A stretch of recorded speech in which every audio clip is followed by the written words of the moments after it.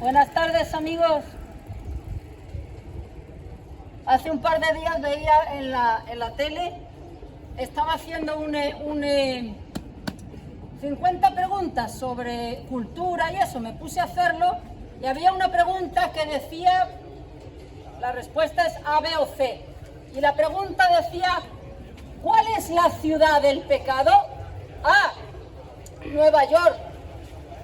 B, creo que era Nueva Delhi. C, Las Vegas. Bueno, conocidamente es Las Vegas. ¿Y por qué es Las Vegas? Bueno, porque es una ciudad donde hay cosas, la gente practica pues pecados muy escandalosos, como por ejemplo,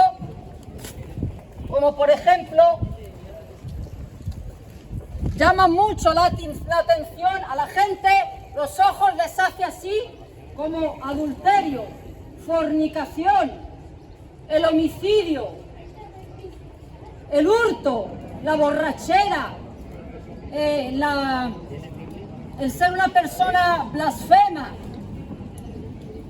etcétera, etcétera. O sea, hechicero.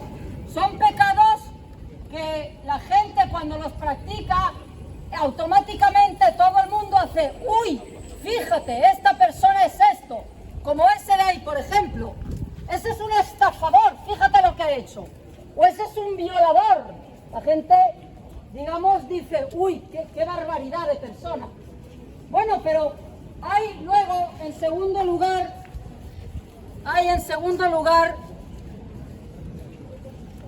lo que se llama pecados respetables, o pecados de segunda categoría, o pecados, digamos, que no tienen tanto protagonismo, y al no tener tanto protagonismo, pues como que prácticamente no son denominados pecados. Puede llamarse debilidad, conducta humana, cosas de la carne, pero voy a hablar de esos. Por ejemplo, voy a hablar de esos que se llaman respetables. Los celos, la envidia, el rencor, el chisme, la murmuración, los malos pensamientos. Me voy a parar en un momento. El orgullo, y no me refiero a la banderita tricolor de este mes, no, tricolor no, tiene 6 colores. El orgullo, fijaros, yo diría que es el pecado estrella, todo lo que engloba concretamente este. Características de este pecado en concreto. ¿Cómo se manifiesta? ¿De qué manera? Bueno, es una alta opinión de uno mismo, dificultad para admitir errores, dificultad también para pedir ayuda, dificultad para pedir perdón, necesidad de llevar siempre la razón, menospreciar a los demás, resistencia a cambiar, así soy y así me voy hasta la tumba. Esconder nuestras debilidades, esperar a que los demás den el primer pasito para la reconciliación. Nada más que todas esas características las engloba el orgullo. Suena bastante personal y humano, ¿verdad? Pero sigo con esos pecados respetables. El espíritu crítico, memoria de elefante para las debilidades, las torpezas de los demás, pero amnesia y Alzheimer para las nuestras. Falta de dominio propio. Calumnia, la calumnia. Pongan la tele. La mentira, palabras ásperas, sarcasmo, insultos. Suena humano, ¿verdad? Y personal. Ridiculizar al prójimo, sobre todo si tenemos algo en el corazón personal contra esa persona. Vamos a ponerlo bien torpe a esta persona, vamos a rebajarla hasta lo máximo que podamos. Avaricia, inmoralidad, y no necesariamente llegar al acto, sino lo que ronda por la cabeza. Idolatría, y no necesariamente adorar una escultura, sino amar cualquier cosa más que a Dios. Otro pecado respetable. Impaciencia, irritabilidad, pero mucha paciencia con el que nos cae bien, ¿verdad? ¿Qué parciales somos? ¿Qué parciales? La ira, y no necesariamente una ira para defender cuando Dios es insultado, no. Ira para defendernos a nosotros mismos y triturar al prójimo. Una ira pecaminosa. Resentimiento, amargura, enemistad, pleitos, peleas, contiendas, hostilidad al prójimo. El juzgar a los demás de manera implacable, pero a nosotros que nos juzguen muy benévolamente. Desprecio, hipocresía, vanidad. Señores amigos de la raza humana, aquí está todo el mundo representado. Por eso dice Dios en Romanos capítulo 3, verso 23, que por cuanto todos han pecado, están completamente destituidos de poder entrar donde yo habito, que es el cielo. Eso lo dice Dios. Amigo, la gente cree que va a poder darle al... ¿Cómo se llama eso de la puerta? Aquí al... ¿El timbre? Sí, al timbre, así, y le va a decir, mira Dios, que no he hecho tantas cositas malas, ábreme la puerta, alguna mentirita o algo así, ábreme, que aquí tengo un asesino, a ese lo dejas fuera, a mí me dejas pasar. No, amigo, todas estas cosas que levántala, tú has hecho todo esto que he mencionado. Dios, da vergüenza, pero aquí todos hemos caído en eso. Así es. ¿Tú has caído? Sí. ¿Tú has caído? Así es. Todos, amigos, todos. Vamos a ver, si nos da vergüenza, pero no nos tiene que dar vergüenza, porque a mí no me va a juzgar él, ni me va a juzgar el otro, ni la otra. Nos tiene no que dar vergüenza, nos tiene que dar temor, porque el que nos va a juzgar va a ser Dios y no se va a equivocar en la sentencia y en el veredicto. Ante nuestros ojos, pues, no, como que no tienen importancia esas cosas. Pero ¿qué tribunal tan distinto es el tribunal de Dios? Porque en el tribunal de Dios se van a juzgar las cosas visibles que se han visto, pero también las invisibles, las que se han fabricado aquí, pero nunca, digamos, llegaron a ejecutarse materialmente. Pero la culpa existe. Mira, si pasa por aquí una mujer con medio desnuda y hay un hombre aquí y empieza a mirarla y ya su pensamiento ha llegado a que está reservando una habitación para pasar esa noche con ella. Aunque no se haya metido en el hotel, pues ya es culpable. Pues eso se va a juzgar. O sea, las palabras, hasta el tono de voz para herir al otro, eso se va a juzgar en el día del juicio. Por eso dice Dios que todos han pecado y nadie puede entrar. Amigo, no hay escapatoria para el ser humano. No hay escapatoria. No hay manera por donde encontrar un atajo y librarse de esa sentencia. No hay manera. Pero hubo uno que bajó a esta tierra, puso el pie en esta corteza terrestre para abrir una rendijita que aunque es bien estrechita, es bien segura el conducto que te lleva al cielo. ¿Sabes quién es? Es Dios, hecho hombre. No es Mahoma, no. Mahoma fue de carne y hueso, pecador. Ni tampoco fue María. María fue de carne y hueso y pecadora también. Solo uno pudo ser santo y perfecto, y era Dios, y es Dios, y será siendo Dios siempre, y es Jesucristo. Él vivió en esta tierra como un hombre. Mira, él sudó, él sangró, él lloró, él hizo sus necesidades humanas, él se codeó con gente, comió. Fue un ser humano, un hombre de carne y hueso, pero 100% hombre y 100% Dios. Y aunque lo veíamos, la gente lo veía exactamente igual, un ser humano,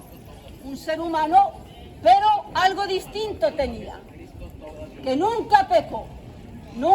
Mira, vete a cualquier sitio donde la gente tenga, digamos, a cualquier clérigo, a cualquier lugar digamos, que te inspire religiosidad. Todas esas personas han pecado. Son culpables. Pero Cristo, amigo, vivió sin un mal pensamiento, sin un mal sentimiento, sin una palabra indebida, y cumplió a la perfección lo que Dios le demanda al ser humano. Mira, el ser humano cayó, mi amigo lo hablaba un poquito más allá, por un hombre entró el pecado. Y toda la raza humana es culpable de transgredir la ley de Dios. Pero Dios no puede decir, mira, son bastante torpes, bastante inútiles, bastante incompetentes y no pueden. Voy a rebajar un poco el estándar de mi santidad, de mi justicia, y lo voy a poner un poquito más fácil. ¿Dónde? Solamente voy a juzgar a este tipo de pecadores que hacen estos actos malévolos y estos pecados bien llamativos y rojos. Y los que cometen otro tipo de pecados, voy a ser un poquito más blando, y voy a compadecerme de esa debilidad. Y a estos los voy a dejar entrar. La gente cree que funciona así, pero no funciona así, amigo. No funciona así. En el infierno hay muchos padres de familia honrados. En el infierno hay mamás abnegadas, abuelitas cariñosas con sus nietos que fueron en esta vida. También hay religiosos, porque no hay ser humano que no tenga la mancha del pecado. Y ese fue el motivo por el cual vino Jesús a esta tierra.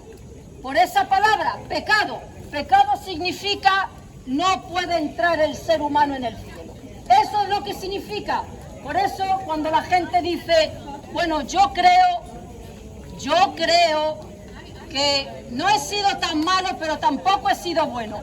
Creo que voy al purgatorio. No existe un lugar en toda la Biblia que haga referencia a ese sitio. No existe ni un solo versículo donde se encuentre que hay un cierto grado de castigo para los que no han sido tan malos. No existe, amigo. Jesús cumplió a la perfección la ley de Dios. No tuvo ni un solo fallo porque Él fue el dador de la ley y solo Él podía llevarla a cabo. De hecho, Él lo dijo. Él dijo, he venido a este mundo no para abrogar la ley, no para cancelarla, sino para cumplirla. La cumplió. Y amigo, es el mejor representante que puedes tener, ¿sabes? Mira, la gente va a un juicio con un abogado y a lo mejor es un abogado muy brillante, pero fracasa en el juicio con el cual tiene que defenderte, que además tú le estás pagando. Y a lo mejor lo pierde, Pero tienes un abogado que no ha fracasado. Mira, ha defendido lo indefendible y lo ha ganado ese juicio. Y además no te cobra nada. Por eso dice él que él es el único abogado entre el pecador y Dios, el único mediador y el único que puede, amigo, ganar ese juicio por ti. Porque él hace una sustitución. una sustitución de culpas, fue lo que él hizo. Dios dice que él se tiene que, para que lo entiendas, Dios dice que él es justo y él tiene que quedarse satisfecho castigando la maldad. Él no puede decir, miro para otro lado y empezamos de cero. No, no puede hacer eso, porque sería injusto. Él tiene que castigar la injusticia. Lo tiene que hacer, lo siento, amigo, pero solamente lo puede hacer de dos maneras. Mira, si tienes vida, si todavía estás caminando por aquí, tienes oportunidad de acogerte a esto. Y es pedirle perdón por tus pecados, confesarle de boca que eres culpable, que lo has ofendido y que te divorcias del pecado y confiar en él, en esa sangre que él derramó en la cruz para el perdón de tus pecados. Si haces eso, en ese momento él coge tus pecados y es el culpable de ellos y tú quedas absuelto. Él es el único mediador entre Dios y el hombre. No hay más, no hay mediadoras, señores y señoras. María no puede mediar. María sale aquí en la palabra de Dios, Lucas capítulo 1, versos 46 al 48, declarándose necesitada de un Salvador y pecadora. Ella no puede hacer ese oficio, ni los santos, solamente hay uno. Pues si haces eso en vida, amigo, tu culpa quedará cancelada, tus pecados quedarán limpiados y borrados. Pero si no lo haces en vida, amigo, si no lo haces en vida, después de la muerte, Dios te juzgará y Él tendrá que seguir aplicando justicia, pero no la va a aplicar en Cristo, no. Tú la desechaste en vida. Ahora tú serás el encargado de pagar por esos pecados. Pero ¿sabes dónde? No en la tierra, no. En una eternidad lejos de Él. Amigo, Él te da su perdón gratis, completamente gratis. No tienes que hacer nada, no puedes hacer nada. Somos unos incapaces, unos impotentes, unos desvalidos, unos desahuciados, unos indigentes, unos mendigos, unos necesitados, desesperados del perdón de Dios. Él empezó diciendo en un sermón muy famoso, el sermón de las bienaventuranzas, y él empezó diciendo lo siguiente: bienaventurados los pobres, es decir, dichosos aquellos que reconocen que no tienen nada, porque dijo, bienaventurados los pobres en espíritu, es decir, los que saben que no tienen forma humana ni manera de cómo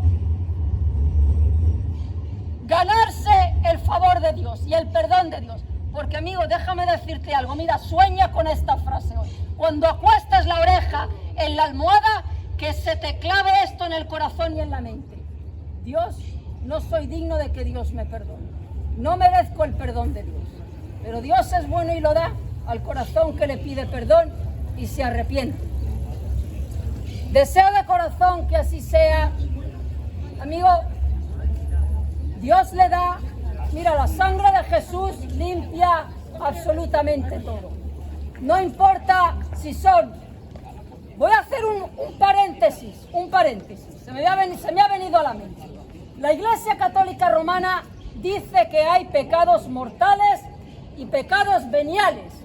Bueno, pues ahí viene, esa es la teoría de Lucifer, hacerle creer al ser humano que, mira, no, una mentira piadosa, si es por una buena motivación y por evitar un problema, Dios la justifica. Eso es una doctrina humana, pero no está aquí. Aquí está todo lo contrario.